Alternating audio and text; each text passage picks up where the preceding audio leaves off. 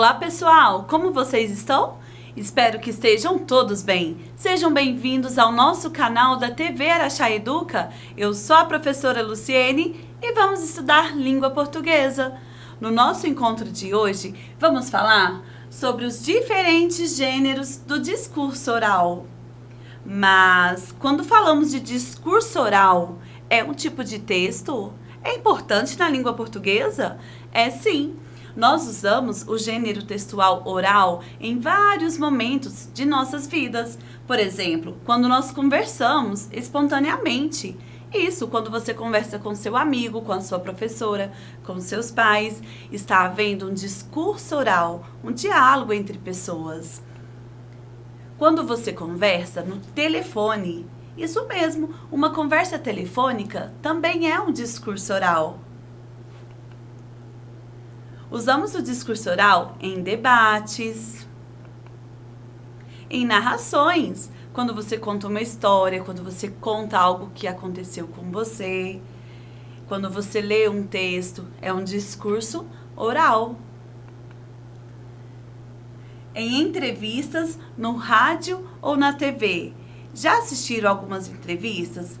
Vocês já perceberam a importância de assistir, de ver uma entrevista? A riqueza de informação que você recebe, tanto na televisão, no rádio, em alguma atividade que você realiza na escola. Também nós chamamos de discurso oral. Bom, a entrevista, ela nos proporciona diálogo entre as pessoas.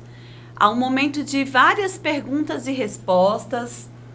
Ela serve também para coletar dados, né? Muitas informações são passadas em uma entrevista.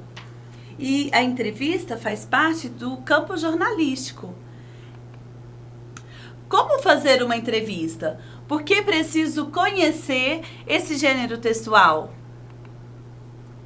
Quando vamos usar a entrevista na nossa vida?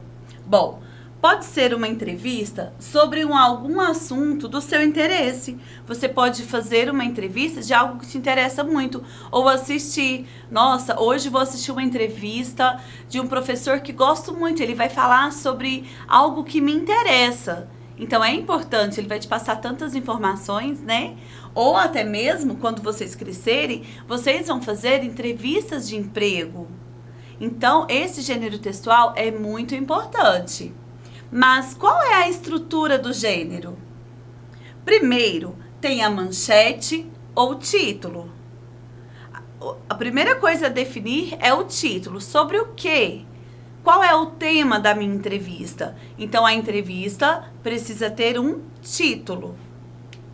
Depois, a apresentação. E perguntas e respostas. Já sei o tema. Já sei como será essa entrevista. Então, eu preciso organizar as perguntas para ter as respostas sobre o tema escolhido. Bom, tenho algumas dicas importantes. O entrevistador precisa dominar o assunto em pauta. A pessoa que você vai escolher para entrevistar, para fazer a entrevista, precisa dominar, né? Se você quer saber algo sobre futebol, a pessoa tem que entender tudo sobre futebol. Se fizer uma entrevista comigo sobre futebol, não vou conseguir responder nada. Então, primeira coisa, a primeira dica, escolha alguém que domine o assunto que você escolher. Deve se manter bem objetivo. A entrevista precisa ser bem objetiva, não podemos ficar inventando, mudando de assunto, não é um bate-papo aleatório. Número 3. Evitar perguntas cujas respostas possam ser apenas sim ou não. Busque informações do seu entrevistador. Tente sempre explorar uma resposta mais concreta, mas que não seja sim ou não. A última dica: não tentar argumentar com o entrevistado para convencê-lo da sua versão. O que importa são as respostas dele, não tente argumentar. Vamos fazer uma entrevista? Vocês me ajudam? Bom, então vamos escolher o tema da entrevista. O tema escolhido foi a importância da leitura. É muito importante ler, não é mesmo? Então, o entrevistado escolhido foi o professor e o autor de vários livros, Rafael Noli. Qual é o objetivo da nossa entrevista? Incentivar a leitura. O roteiro foi a elaboração de perguntas. Preparei algumas perguntas para fazer ao nosso entrevistado, Rafael Noli. Agora, vamos assistir a entrevista? Estamos recebendo na TV Araxá Educa o nosso convidado especial, o professor e autor Rafael Noli. Seja muito bem-vindo. Muito obrigado, Luciene. Fico feliz com o convite, valeu demais. Nós que agradecemos. Como estávamos falando, hoje é um tema muito importante, entrevista. E vamos entrevistá-lo. A primeira pergunta será, em sua opinião, Rafael, qual a contribuição da leitura para a vida de uma pessoa? É uma questão muito boa e um pouco complexa, porque a leitura pode trazer muitas coisas para a vida de uma pessoa. Eu posso pensar aqui, Luciene, por exemplo, a leitura ajuda no raciocínio. A leitura contribui para a pessoa ter uma visão de mundo mais ampla. A leitura ajuda também a pessoa a escrever melhor e se comunicar melhor. Então, uma pessoa que lê, ela tem uma série de vantagens em relação às pessoas que não leem. Eu acho que a principal mesmo é que a leitura também, ela pode se tornar algo muito prazeroso e se tornar algo do seu dia a dia que vai te trazer uma série de benefícios. Com certeza. E quando que você percebeu o gosto pela leitura? Eu comecei a gostar de ler muito pequeno, que é um dos grandes mistérios, é como começar a gostar de ler.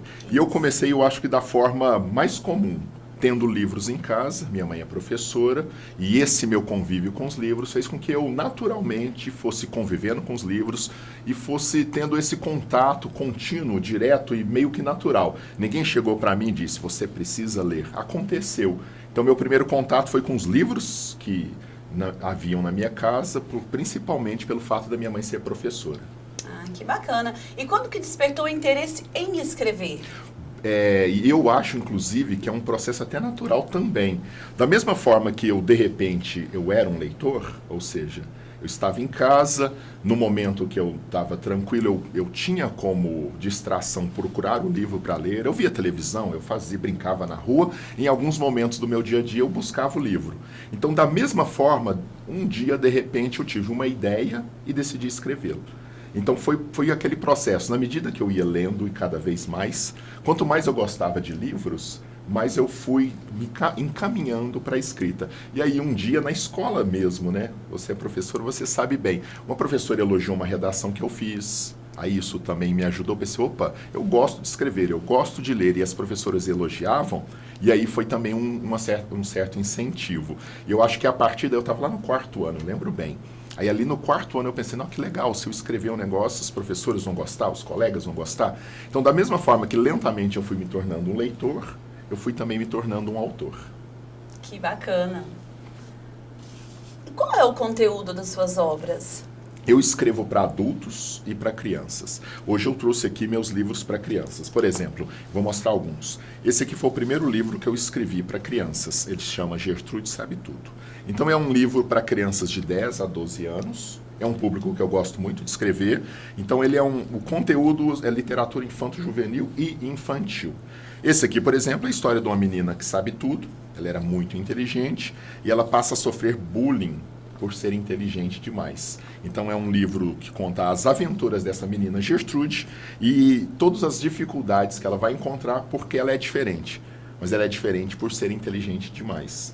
Esse livro aqui veio logo depois, se chama Ao Pé da Letra. Ele também tem uma temática meio parecida. Ele conta a história de uma menina que também é diferente. No caso dela, ela está dentro do espectro autista. Ela é uma menina com síndrome de Asperger.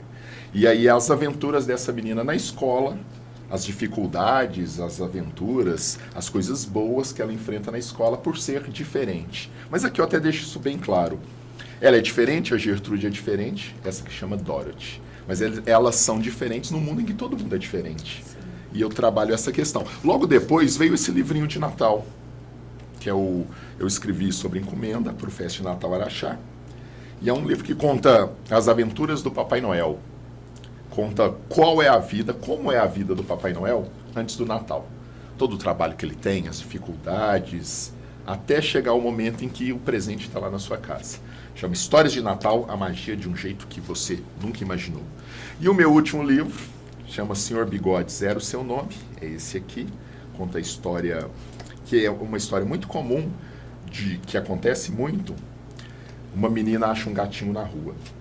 E ela tem que convencer a mãe, uma vizinha que não tem nada a ver, mas sempre tem uma vizinha lá dando palpite na casa dela. Ela tem que convencer a mãe, a vizinha e uma tia, que é super alérgica. Então o livro conta a história dessa menina que tem 3 mulheres na frente dela. Fala, eu quero ficar com esse gato. E ela tem que convencer essas 3 mulheres. Chama Senhor Bigodes Era o Seu Nome. Porque tem um mistério aqui sobre o nome do gato, que eu não posso contar para não estragar a experiência. Enfim, respondendo à sua pergunta, Luciene, os meus livros tratam de assuntos variados, geralmente voltados para crianças e adolescentes.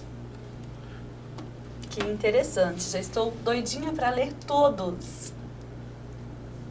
E qual é a estratégia que você indica para que as crianças despertem esse desejo pela leitura?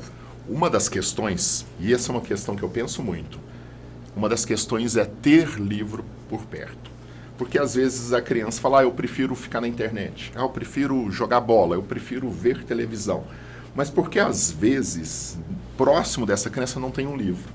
E geralmente as pessoas se tornam leitoras tendo o livro perto. Como que uma pessoa vai se tornar leitora se ela não tem um livro por perto para um dia experimentar, pelo menos? Então há várias estratégias. Uma é ter livros em casa. Num momento ali de distração, a gente sempre tem uma brechinha, pegar o livro e dar uma folheada, ler alguma coisa. Outra estratégia, frequentar a biblioteca da escola, também eu acho uma ótima estratégia. Ir na biblioteca municipal, principalmente isso, ter o contato com o livro. Quando eu falo para os pais, que muitas vezes é uma dúvida dos pais, né? Como que eu faço meu filho ler? Eu digo, tenha livro em casa. Deixe o seu filho ver você lendo um dia. Agora, para as crianças é mais fácil ainda. Crianças gostam do mundo da imaginação. Crianças vivem criando suas histórias. E é outra questão que a gente pode levantar aqui. Quem lê consegue criar mais histórias. Quanto mais uma criança lê, melhor ela vai escrever suas redações, melhor ela vai sair na escola. E, sobretudo, para essas crianças que já estão pensando em escrever seus livros, o melhor caminho é ler bons livros. Aí fica aquela questão no ar. Como eu me torno uma leitora, como eu me torno um escritor? Tendo livros por perto, convivendo com os livros. Muito bacana. Rafael, agradecemos a sua participação. Seja sempre muito bem-vindo aqui na TV Araxá Educa. Muito obrigado, Luciene. Foi um prazer. Fiquei muito feliz pelo convite. Valeu. Nós que agradecemos. Deu certo, pessoal? Vocês gostaram? Eu adorei a presença do Rafael Noli aqui com a gente. Agora quero ler todos os livros deles. E vocês, gostaram? Aguardo vocês no nosso próximo encontro. Até lá!